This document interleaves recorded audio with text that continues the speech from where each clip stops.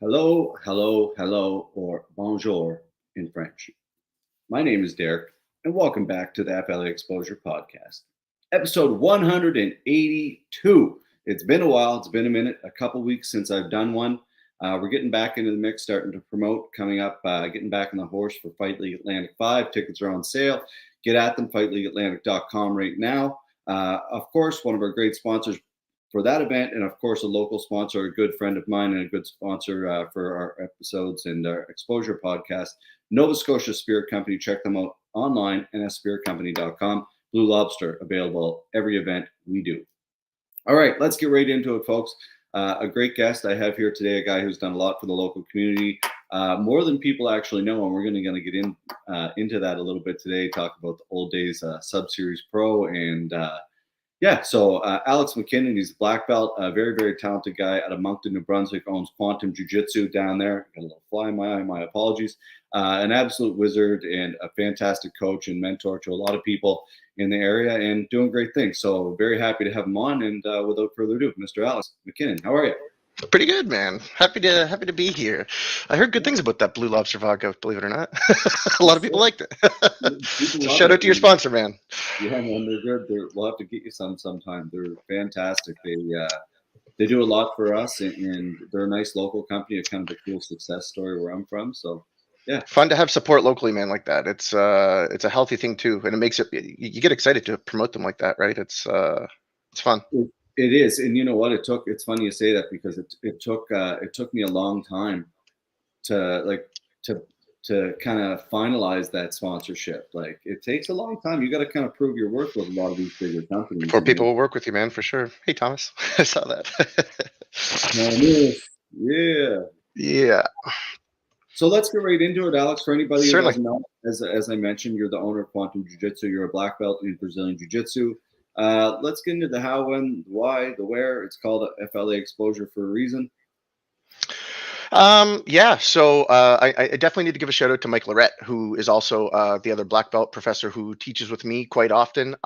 We also have Scott Cunningham, a long-time training partner of mine. I argue he probably started even before me, possibly.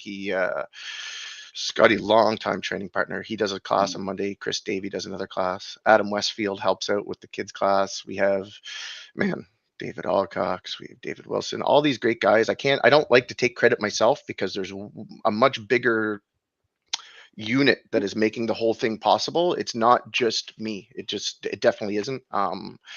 There's so many people that help make Quantum what it is. And I think that's the whole reason I started it to begin with, was in the environment that I grew up in. And you know how it would be 10, 15 years ago, because now I've been training 14 years. It's 14 years ago, man, training, it was, you had one way the school is run, and that same way that school was run was the same way if you went to any other school on the East Coast almost, right? Yeah. There was very few, and it's how they were.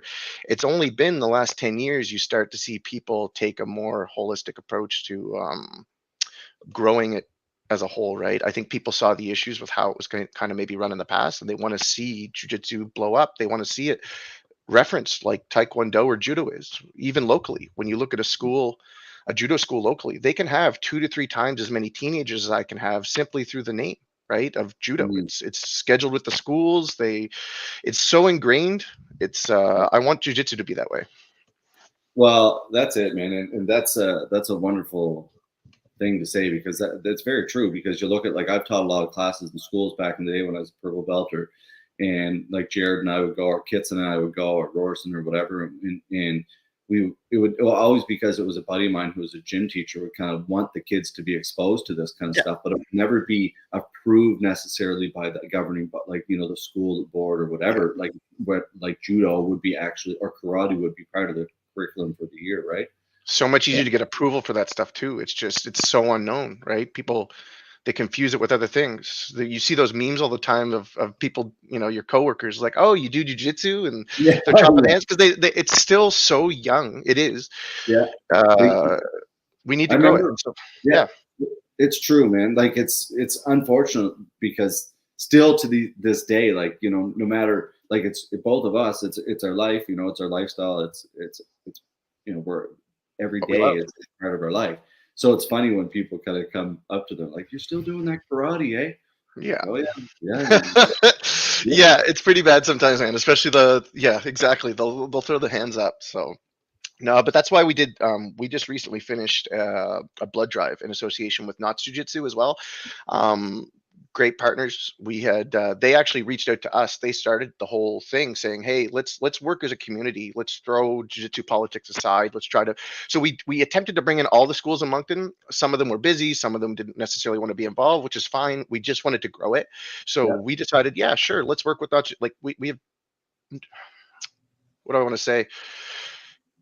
Neither of us have anything to lose. If both of us are getting publicity, it's you want if you want 100 students, we need to find ways to collectively build up the community locally and try to make some noise, because otherwise people aren't going to hear about us or know about us, and social media marketing isn't enough. So we actually in association with Knott's, Quantum Jiu-Jitsu broke the record for single largest like corporate blood drive over a week period for New Brunswick. Oh wow, So awesome. yeah, Good. so Congratulations. thank you. I think it was a big accomplishment. I think having a ton of like-minded people that really didn't matter what school we were part of. I think we had almost 36 donations, which is actually kind of sad. You think about it, only 36 people donated over the course of a week, and Yeah. that was the largest in New Brunswick. We beat out other corporations like Irving and anything else that they've tried to organize locally wasn't as big as the jiu-jitsu community. So I am kind of proud of that. I'm happy with Yeah. that. And then we also had the public open mat that we did in association with Fight League Atlantic. So to just kind of, again, raise awareness, promote jiu-jitsu, let the clubs come together without any stress or any politics and just train and roll, right? So Yeah, it's those kind of things. And to be honest, Alex, like I look back at and I was a little naive, thinking we'll talk like back to the sub series days, because for me, yeah, like I come from team sports before I got into martial arts, and like I'm a same. very team oriented person, and I just like I know it's not realistic or whatever, but like when I would start promoting these things, it's like, oh, everyone just come together and get along and compete, and and how Not naive that I was. easy. Oh man, totally. It was just wasn't easy. But you think about Chokes by the Ocean, like that was probably my favorite memory of everything that we did. Some of my students still talk about that event, believe it or not, Yeah, and they still wear the rash guards because it's some of their favorite material that they got. Some of their favorite merch. They love it. yeah, it was good, man. Shout out Under the Gi did a great job with those, and it was other than there was a couple issues with people burning their feet and stuff. You live and learn. But Hot days down in Pictou County, man. It can get yeah. a little Never know, heated. it might happen again. Not by us, but hopefully there's some like Rogues doing good. Nick's doing Guillotine Production, Yeah. Submission Arts Atlantic. There's lots of tournaments around. And Dude, stuff, there's so. so much, and that's the hardest part I find is that I hope anyone watching this, I hope they realize if I haven't had a chance to either give people shout outs or work with them or try to collaborate in some way or throw support, like there's just so many events, and because this isn't my full-time gig, because like we were talking before we started, I deal with insurance throughout the day, right? That's my day job, and then it's jiu-jitsu by night and the management of the school there. So I struggle to find time to support and promote everything. But Yeah. like you said, submission arts. There's the road grappling event. I think that's in Moncton itself, August 13th. I think is what the date is. So Yeah, or Moncton. Yeah, it is. so like you said, there's so many good events. Man, and there's so many things to support. It's just to find the time to be able to do it, right? I'm open to working with anyone. It's just a matter of trying to find the time to be able to accommodate it, right? It's Yeah, it's that's it, tricky. man. It is. There's a lot of stuff going on. So, well, let's get right for anybody who doesn't know. Going back to Submission Series Promotions, that was kind of a company that we kind of the whole idea is what we always wanted to get involved in mixed martial arts. Started it all. Yeah, so we started doing jujitsu events, and Alex, for a lot of people who don't know, Alex was the guy who first who streamed and was kind of ran and produced our first Computer nerd. 2 events. 2 or 3. I don't know if I did the third one or not. I can't remember, to be honest. Actually, I think I might have did the third one too. Who fought on that one?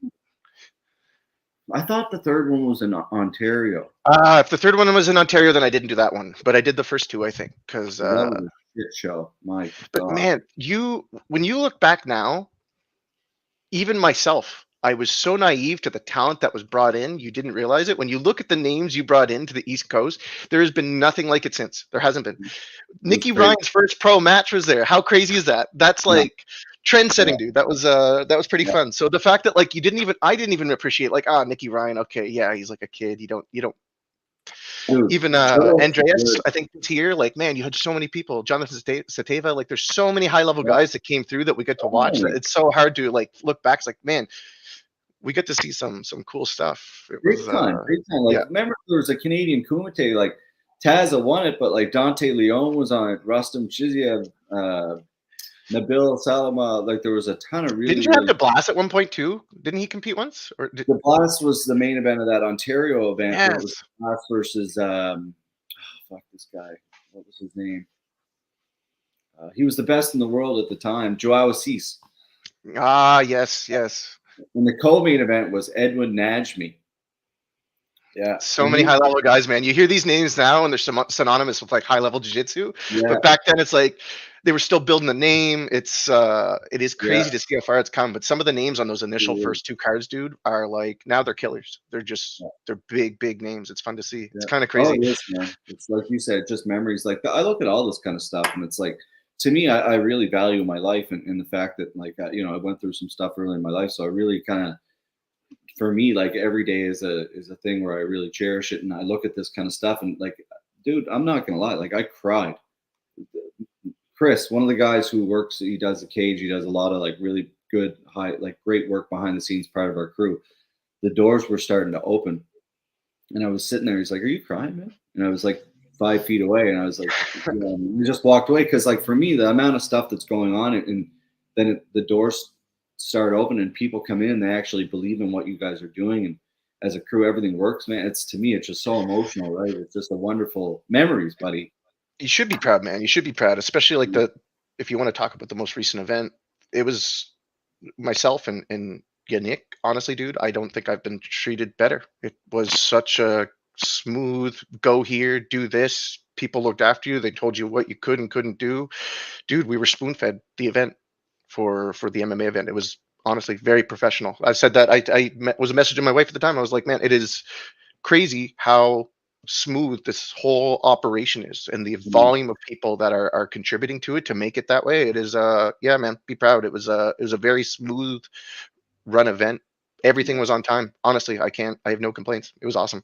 Awesome. Glad to hear, man. And that, like, again, like you said about your club, like the amount of people involved in this kind of stuff to make this, they all know who they are, from our production to John to Yeah. Danny Legier at the head of the commission. Like, that man has taken me under his wing and just become a mentor to me, because he's just he cares about the athletes, and it's really reassuring when we were going through a really tough time in our own province to move over to New Brunswick and have that. And now we're coming back to Nova Scotia with almost like a whole, it refreshed my attitude and kind of taught me a few things about, and just now coming back to Nova Scotia, I'm excited for it. And now we have a great relationship with them in Nova Scotia too. So Fun, man. it's work, but so everybody behind the scenes too, it's cool to see when something kind of, like, you even think like a hockey game or a concert, like how this stuff all comes together. It's a beautiful thing, right? It's art almost. When they put the time in, you need people to actually commit to it and put some time into it. But when they do, like you said, it's a great thing. Like Yeah. yeah, we same way. I have a lot of help. Like I said, even guys like Jean Lou or that are helping with adolescents. Like I have so much help. A lot of hands make like work, right? So it's makes life a Yeah. little bit easier, right? Thomas too, actually, who just taught there or talked there, he'll help out with kids. Like I have so much help. It really does. Now, of course, I'll lead the classes, but especially when you're dealing with 15, 20 kids, it's Sure. tough. You want a lot of hands-on. When you're dealing with adults, it's always nice to have backups.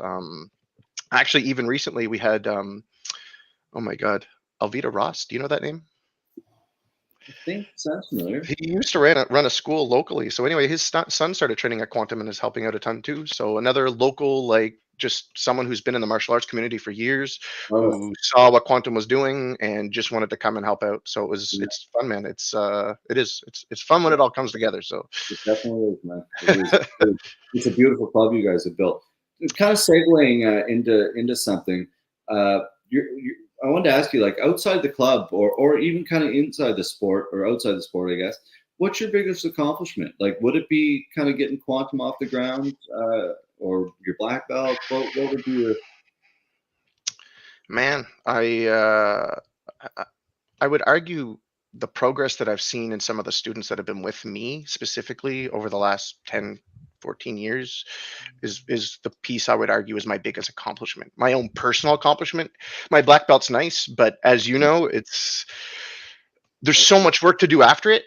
I still feel like like you have to study weekly to keep up on stuff to be like, man, what did I do wrong here? If you're looking for your own personal development, like you shouldn't stop when you're a black belt. You shouldn't assume what you did 15 years ago is enough to work with today. You should be looking to improve yourself consistently. And I feel like that is the black belt. Yeah, it's nice, but it was such a Small part of the journey, right? it was a small, I don't want to say, I don't want to underplay it or downplay it. It's meaningful for sure. And I'm very happy and proud to be able to say I'm a black belt, but at the same time, you realize, oh man, I have so much more work to do to be able to improve and bring myself to a level that I feel is acceptable for where I want to be. Right. So, but yeah, man, I love seeing the students progress. I think that's the biggest piece. When I look at students like, and I have students like, Phil Sparks, who's been with me since he was a kid. He went through the kids program. He's now, I think he's turning 17 soon.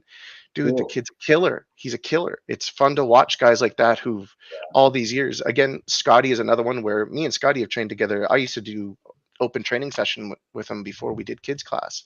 Scott now arguably submits me more than I can catch him, right? And he's our 4 straight brown belt. But man, I'm hoping to push him to black here, sometime soon, because it's even years ago he was giving people problems, right? So it's it's seeing my friends and my students come up with me and just train hard and improve the same way you guys see it at Pictou County. It's the funnest thing, right? When you have guys like, man, when I got to roll with Liam, it was it's a very humbling experience. So fun, man. I mean, it's very well said. If you can't be happy for other people, I have a lot of issue with that. Like because I see a lot of it, and it's not just like it should be the main goal, man. That should be the focus. If you're an instructor, if your goal isn't improving others, and if you're doing it in a selfish way, man, shame on you. It's and as an athlete too. Yeah, you should be happy for other people. Like, fuck, this world is too small, life is too short. Yeah. Like, if someone's worked hard, give them their props. Like, give them a thumbs up. You don't need to you don't even need to work with them, but you can give them a thumbs up. You know what I mean? You can smile at them. You don't have to be cruel. So yeah, for sure. I agree, man. That's really true. I love seeing people succeed, and that's one. Like, it's funny because John and I. That's why we kind of get along and I so well, and I think we work together so well, is because John's got in a cage, he's fought. Like I haven't, and I'm not a great competitor, and I see the sport from a different kind of side of things. Like for me, it's from a production side of things, and for me, I love to see them compete hard, and I love to see them shake hands and hug after and like be the best of friends. And that to me is because that's what's going to grow the sport. That's what's going to humble people outside the sport to realize that these people are good people and they're not all just blood looking there to smash each other's heads. It's not like, it's about competing and winning and like propelling yourself to the next level. It's not all about like knocking someone out and eating your own blood, so you gotta humanize it some, right? Especially if you're going to grow it to the scale that you see things like Taekwondo or Judo, right? If you want to, not to say you want to go in that realm of how they're run necessarily, but in terms of the growth that you see out of them, or just even the word of mouth of where, when parents are looking to put their kids into a program, the jiu-jitsu is not the top of the list, right? Unfortunately. And when you look at things like minor hockey locally, there's 8,000 kids just in the greater Moncton area that play hockey. Dude, if I had 2% of that doing jiu-jitsu, I'd quit my day job. Like, you could do it full time. Yeah. So that's the thing. That's exactly it. Like, you look at your club. Your club is beautiful. It's clean. It's like, look at Hellvex Jiu-Jitsu. Beautiful. It's clean. All these clubs. Actually, I shouldn't say just single out. Every club that I walk into in the Maritimes for the most part is really nice. It's clean, respectable. But like, I look back at our very first event, Fight of the Atlantic 1. There was more fights in the crowd than happened in the cage that night. I'm telling you. And for me, embarrassing. Super embarrassing. Sucks for the promoter for sure. It's not fun. And it sucks for when people don't want, and ever since that, knock on wood, we haven't had one fight in the crowd. Not one that I know of anyway. So good props to our security, props. I don't know what it's been. I don't know if it's the flow of the events. I don't know. But that's what you want. from our point of view, we don't want people fighting the crowd. We want people to have a great time and leave and be like, "Fuck, that was wicked, man! I can't wait till the next one." Not like, You have enough, especially with since it's grown a little bit. I feel like you have enough scattered killers in the crowd of before anything gets too bad, you have a few people who are trained enough and civil enough yeah, to diffuse anything. You know what I mean? There's usually someone nearby who's like, "Listen, just relax. We're here to watch a show. Let's yeah. have some fun, right?" So It's funny you say it because Liam told me a story about that actually at the last card. Someone was like, someone was doing something, and then someone looked over and were like, "Don't do that. Don't do that." Like, and Liam's sit like, down. Just someone's going to sit him down, and if he doesn't it's sit so, down, someone skilled enough will just escort him out. And yeah, yeah, it's true, man. It's interesting. I'm happy to see comic sports teach stick fighting revenue that hasn't become popular, but is gaining some traction. tricky, man. Tricky to build anything up on the East Coast, especially it's New Brunswick. Especially, we're so spread out. If you're not in one of the main hubs like Moncton or Fredericton or St. John, you're going to struggle. Yeah, But you do see some growth. Like I've been seeing packed classes across the board. You look at Synergy or Absolute at Fredericton. They've had both clubs have had packed clubs, right? Actually, we're going to train with Melissa sometime in the next. Might even be today, or is it next week nice, sometime? nice. I'm not sure. Yeah, She's going to drop in. She wanted to come and roll. She said so. awesome, beautiful. Yeah. Yeah, it's the growth is tremendous all over. And QB Mullen, no pun intended, but stick with it. I didn't mean to do that, but just kind of bam. But there's been so many days, man, where I've sat and like cried or just being like, why does no one want, like, the early days, like even through the pandemic, like, why, like, is this gonna That was work? rough. Is this gonna work? Like, why am I stressing? Like, no one cares, blah, blah. Because for me, it's a 24-hour job. I care about it all day, every day. For most other people, some start caring about it a month before, some don't care about it until the day of the event. So it's a different thing. So you gotta have, if you love it, you're gonna succeed, man. You just gotta stick with it.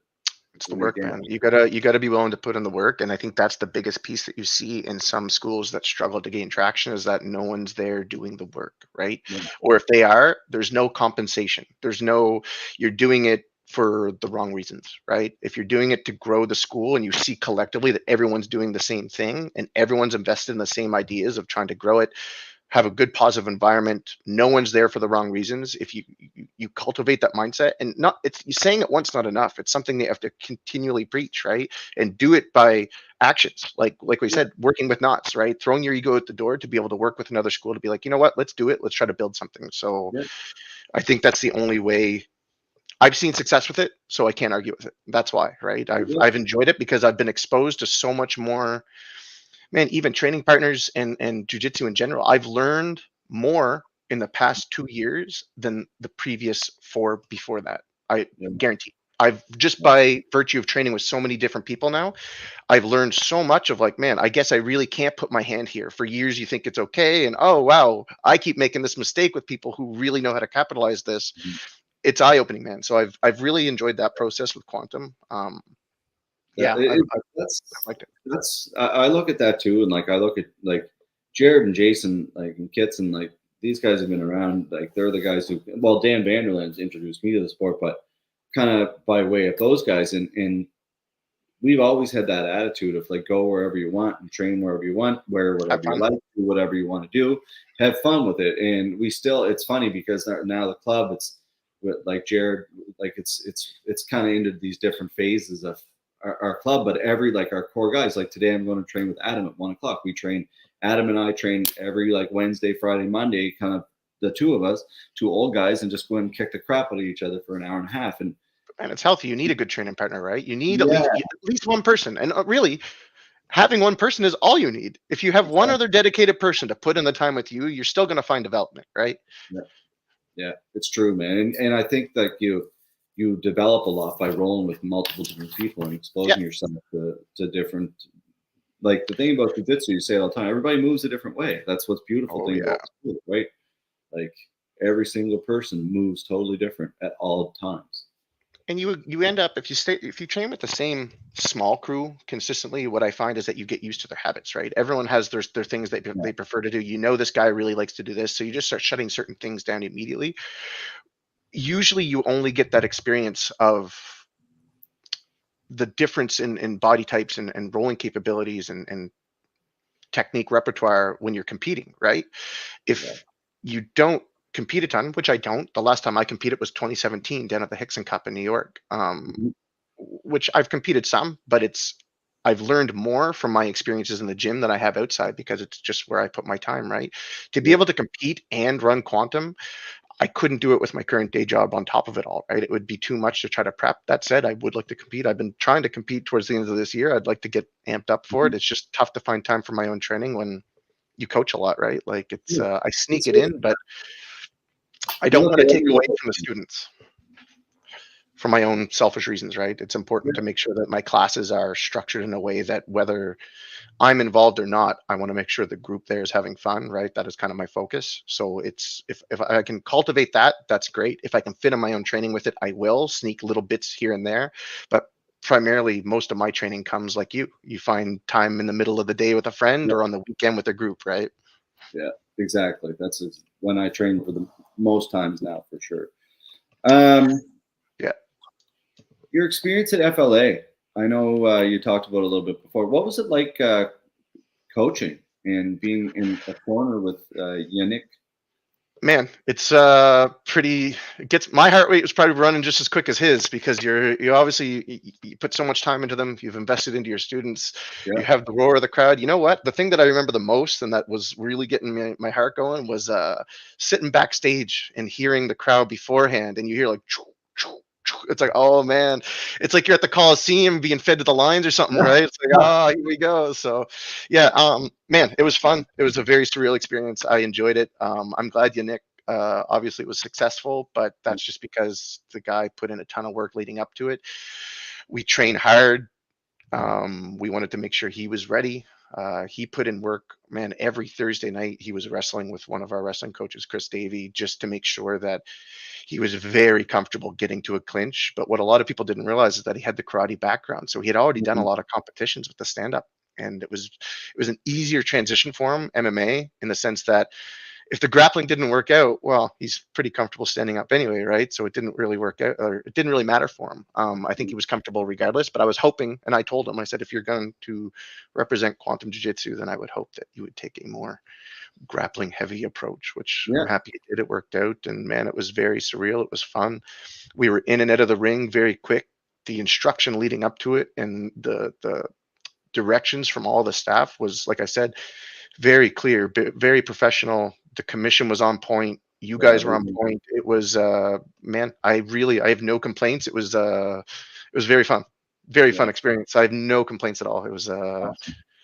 Yeah, they were, man. I got to shout out the commission as well. They were really on point that event. Like they in that event, it's every event we have a breakdown afterwards and like things on what we can improve on from our end and their end, and yeah, just little things like from FLA 3 to FLA 4 about widening, just giving ourselves a little bit more space around the cage, like because that Moncton venue was super tight in yeah. FLA 3. It was a lot tighter than we're used to, and so we had a lot less space, but it just that more space in there, more timing, like our flow between the fights was better because of Yeah. them. And it worked Oh out man, it really. was consistent. There was no gap in fights. It was awesome. Like, yeah, we enjoyed it. Once we were done, I ran up, grabbed a drink, and sat with the rest of the crew. So it was great, man. I It's honestly have great. no complaints. The venue was Awesome. good too. I like kind of those smaller venues because your crowd still filled out. You still had quite a big turnout for it being Sackville, but it's like Yeah, you just I don't know. It was a nice. I don't want to say intimate because it was packed full that's of people, but it was fun, man. The roar of the crowd was definitely felt in a venue like that, and that's what made it. You yeah, feel it, right? You get the energy, especially after the pandemic. It's nice to have the roar of the crowd. So yeah. It's our last two events, man. Shout out to all the fighters putting on hell of performances because and our crew and everybody working hard. It's been the roar of the crowd has been really something else. Like I guess that I've never that's one thing that's probably the most surprising for me because I never expected it. And I got to shout out Dylan Shepard and Dawson Sampson for starting it all off. You know, those two put on a hell of a great fight at FLA 3, and the rest has been history since then. So dude, it's the been fights are awesome. amazing. The fights have been great, honestly. Like when you watch even guys like Jericho, his last fight, like dude, there's some high level fights. It's fun to watch. You see guys that are just really starting to perfect some of their craft or getting a niche into certain areas, and you can Yeah, only like it's going to be so fun to see certain people develop over the next 3 to 4 years because man, it's such a higher level than even 5-10 years ago. So it's we have a fun. big ability here in the East Coast to really like put our name on the map in North America with this Yeah. promotion. I think with a lot of fighters can move on to bigger and better things, which is the key. So Yeah.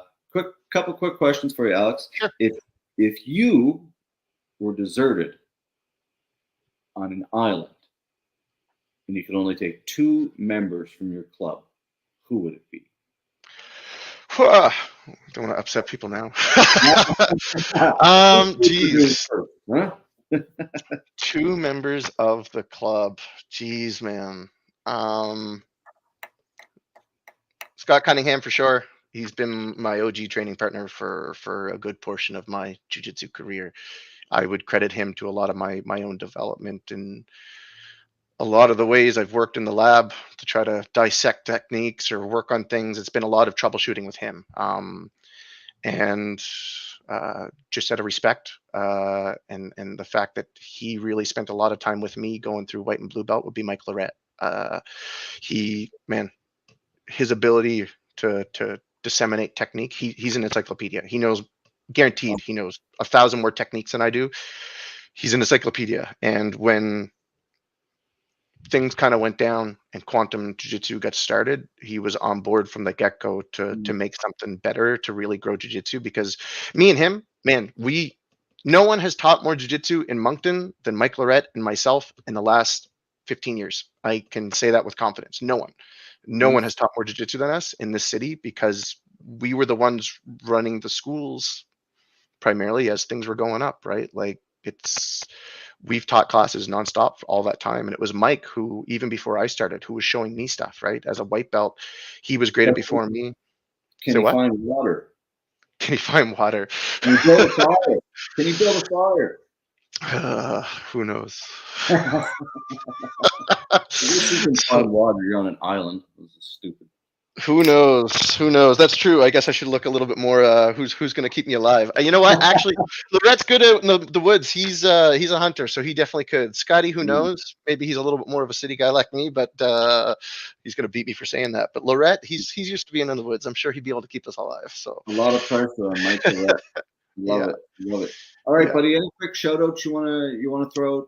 Yeah, so we just to give a shout out to, so we had reaffiliated. I don't even know if people know. I don't talk about it a ton, but my goal is to, like you said, grow jiu-jitsu. I want people who need it. I want the law enforcement, the paramedics, the people who the nurses, people who day to day might be involved in some type of violence, who could really benefit from jiu-jitsu. So we had reaffiliated under Chad Lyman just to try to bring a law enforcement perspective. They have an entire curriculum under Invictus to try to bring group combatives together, where it's a lot of just basic jiu-jitsu, but how do you do it in groups where you have a partner, right? Stuff like that. So that stuff actually I've been studying a lot of, to make sure that we can disseminate it out to the crowd. So not necessarily like, yes, of course, I want to give a shout out to Chad, because he's been instrumental in helping me build some of these programs, but I've spent some of the time with the local RCMP. So I would like to give a shout out to them, to the members that have heavily supported us, who've brought a lot of the law enforcement in to make sure that they're trained and prepared for stuff that they deal with out in the world. Adam Westfield, who is trying to bring in a ton of firefighters. Believe it or not, I don't know how to say it. I don't want to get anyone in trouble.